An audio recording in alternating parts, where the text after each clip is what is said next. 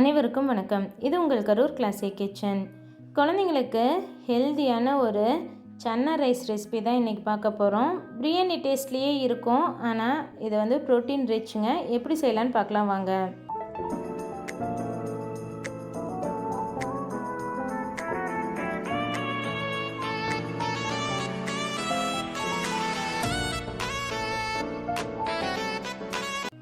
இன்றைக்கி நான் 1 கப் அளவுக்கு சுண்டல் நல்ல பெரிய கொண்டக்கடலை எடுத்து தண்ணியில் 4லேருந்து 5 மணி நேரம் போல் ஊற வச்சு எடுத்திருக்கேன். கையில் நசுக்கி விட்டு பார்த்திங்கன்னா கடலை வந்து உடஞ்சி வரணும், அந்தளவுக்கு ஊறி இருந்தால் போதும். அதை வந்து களைஞ்சிட்டு தண்ணியெல்லாம் வடிச்சிட்டு குக்கருக்கு மாற்றிட்டு தேவையான அளவுக்கு உப்பு போட்டு தண்ணி மூழ்கிற அளவுக்கு மட்டும் தண்ணி விட்டு குக்கர் மூடி வச்சு 3 விசில் மட்டும் விட்டுக்கோங்க. நீங்கள் சின்ன சைஸ் கொண்டக்கடலையும் கிடைக்கும், பெருசும் கிடைக்கும். சின்னது வாங்கினீங்கன்னா சாதத்தோடு கலந்து கடலை இருக்கிறதே தெரியாமல் போயிடும். அதனால் இந்த சாப்பாட்டுக்காக செய்யும்போது பெரிய சைஸ் கொண்டக்கடலை பார்த்து எடுத்துக்கோங்க. 3 விசில் மட்டும் விட்டு எடுத்து வச்சுக்கலாம். இதுக்கு நான் இன்றைக்கி 2 கப் அளவுக்கு பாஸ்மதி ரைஸ் எடுத்திருக்கேன். 1 கப் கொண்டக்கடலைக்கு 2 கப் அளவுக்கு பாஸ்மதி ரைஸ் எடுத்திருக்கேன். நீங்கள் வேணும்னா வேறு அரிசி கூட யூஸ் பண்ணிக்கலாம். சீரக சம்பா இல்லைன்னா சாப்பாட்டுக்கு யூஸ் பண்ணுற பொன்னி அரிசி கூட யூஸ் பண்ணி இந்த சாப்பாடு செஞ்சுக்கலாங்க. அரிசி நல்லா கழிஞ்சிட்டு தண்ணியில் அரை மணி நேரம் போல் ஊற வச்சுருங்க. ஊற வச்சுட்டு எப்போவுமே அரிசி வந்து பாஸ்மதி அரிசி கழுவிக்கூடாது, ஏன்னா அரிசி உடஞ்சிரும். அரை மணி நேரத்துக்கு அப்புறம் தண்ணியை வடித்து எடுத்து வச்சிடலாம். ஒரு மிக்சர் ஜாரில் 2 பச்சை மிளகாய், ஒரு 2 இன்ச் அளவுக்கு இஞ்சி, 6 பல் பூண்டு, கொஞ்சமாக கொத்தமல்லி தழை சேர்த்தி தண்ணி விடாமல் இதை வந்து நல்லா கொரகொரப்பாக அரைச்சி எடுத்து வச்சுக்கோங்க. பெரிய வெங்காயம் நான் மீடியம் சைஸ் வெங்காயம் 4 வெங்காயம் எடுத்திருக்கேன். பெருசாக இருந்தால் நீங்கள் 3 வெங்காயம் எடுத்துக்கோங்க. வெங்காயம் கொஞ்சம் அதிகமாக போடும்போது இதோட வாசம் நல்லாயிருக்கும். இந்த மாதிரி நீல வாக்கில் அரிஞ்சு எடுத்து வச்சுக்கலாம்.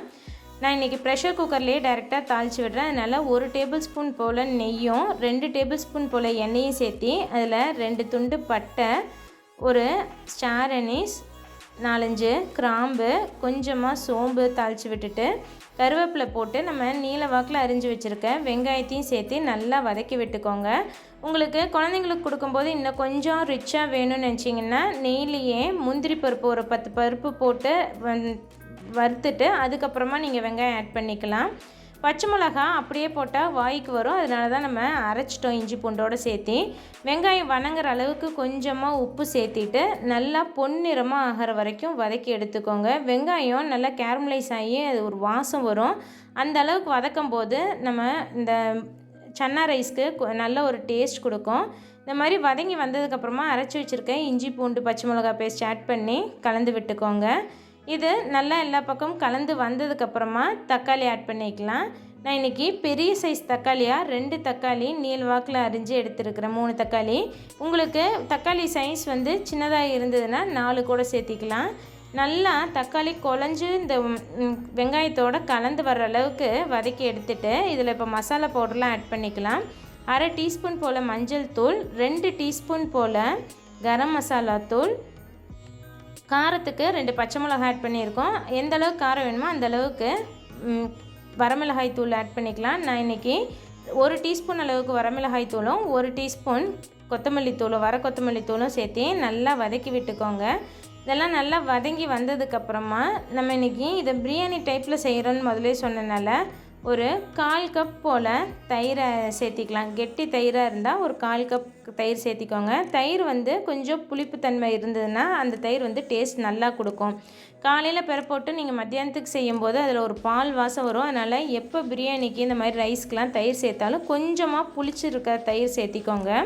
இந்த மாதிரி எல்லாம் மசாலா எல்லாமே ஒன்றா கலந்து வந்ததுக்கப்புறமா நம்ம இதுக்கு தேவையான அளவுக்கு கொத்தமல்லி தழை சேர்த்திக்கலாம். என்கிட்ட இன்றைக்கி புதினா இல்லாதனால வெறும் கொத்தமல்லி சேர்த்துறேன். புதினா உங்கள்கிட்ட இருந்ததுன்னா ஒரு கைப்பிடி அளவுக்கு புதினா தலையும் சேர்த்து நல்லா வதக்கி விட்டுக்கோங்க. இது நல்லா எல்லாமே கலந்து வந்துருச்சு. இப்போ இது கூட நம்ம வேக வச்சு எடுத்து வச்சுருக்க கொண்டக்கடலையும் ஆட் பண்ணிக்க போகிறோம். கொண்டக்கடலை இந்த மாதிரி முழுசாக இருக்கிற மாதிரி வேக வச்சுக்கோங்க. குழஞ்சி வந்துடக்கூடாது, அப்போ தான் சாப்பாட்டோட உடஞ்சி கலந்து வராமல் கொண்டக்கடலை சாதத்தில் எல்லா பக்கமும் தெரிகிற மாதிரி இருக்கும். இந்த மாதிரி நல்லா கொண்டக்கடலை கூட மசாலாலாம் கலந்து வர்ற மாதிரி கலந்துக்கோங்க. கொண்டக்கடலை ஏற்கனவே நம்ம உப்பு போட்டு வேக வச்சுருக்கோம். அதனால் அடுத்து உப்பு ஆட் பண்ணும்போது பார்த்துக்கிட்டு அதுக்கு தகுந்த மாதிரி நீங்கள் உப்பு ஆட் பண்ணிக்கணும். இந்த மாதிரி கலந்து விட்டதுக்கப்புறம் இதுக்கு நம்ம தண்ணி அளந்து ஊற்றிக்கலாம். நான் இன்றைக்கி இந்த கப்பில் 1 கப் அளவுக்கு அரிசிக்கு 1.5 கப் தண்ணி ஊற்றணும். நான் 2 கப் அளவுக்கு அரிசி எடுத்திருக்கேன். அதனால் 3 கப் அளவுக்கு தண்ணி விட்டுக்கலாம். 3 கப் தண்ணி விட்டு இதை கொதிக்க வச்சு எடுத்து வச்சுக்க போகிறோம். 1 கப் அரிசிக்கு 1.5 கப் தண்ணி விட்டிங்கன்னா பாஸ்மதி அரிசி நல்லா குழஞ்சி வராமல் உதுராக வரும். இந்த மாதிரி கலந்து விட்டுட்டு இதுக்கு நம்ம என்ன உப்பு சேர்த்துல, கொண்டக்கடலைக்கு மட்டும் உப்பு போட்டு வேக வச்சுருக்கோம். அதனால் தண்ணியில் மசாலாலாம் கலந்து வந்ததுக்கப்புறமா தேவையான அளவுக்கு உப்பு சேர்த்திக்கோங்க. எப்போவுமே ஒரு சுருக்குன்னு உப்பு டேஸ்ட் பார்க்கும்போது காரமும் உப்பும் சுருக்குன்னு இருக்க மாதிரி பார்த்துக்கோங்க. அப்போ தான் நமக்கு சாதம் வெந்து வரும்போது கரெக்டாக இருக்கும்.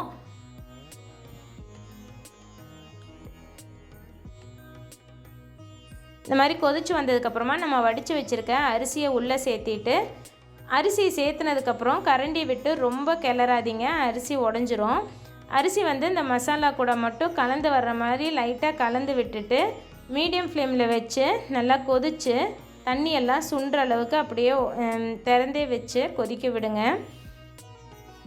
இந்த ஸ்டேஜில் நீங்கள் உப்பு காரம் டேஸ்ட் பண்ணிக்கோங்க. உப்பு கம்மியாக இருந்ததுன்னா உப்பு கொஞ்சம் ஆட் பண்ணிவிட்டு இந்த மாதிரி தண்ணியெல்லாம் சுண்டி வர்ற அளவுக்கு வந்ததுக்கப்புறமா ஒரு பெரட்டி விட்டுட்டு ரொம்ப போட்டு கிளறினிங்கன்னா அரிசி உடஞ்சிரும். அதனால் லேசாக பெரட்டி விட்டுட்டு மேலே 1 டீஸ்பூன் இல்லைன்னா 1 டேபிள் ஸ்பூன் அளவுக்கு நெய் விட்டுட்டு நம்ம மூடி வச்சுக்கலாம்.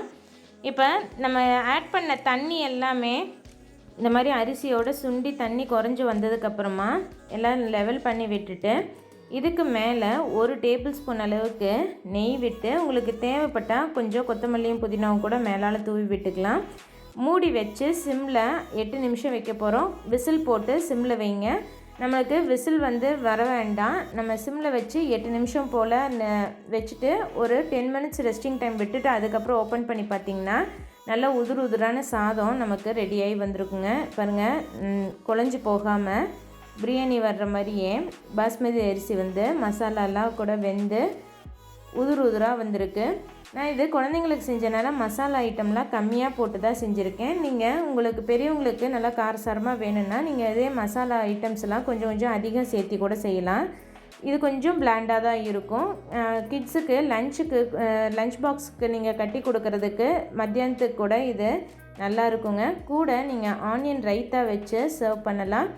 இல்லைனா கூட உருளைக்கிழங்கு சிப்ஸு, வடகம் இந்த மாதிரி எது வேணாலும் வச்சு கூட சர்வ் பண்ணலாம். டேஸ்ட் ரொம்பவே பிரமாதமாக இருக்கும்.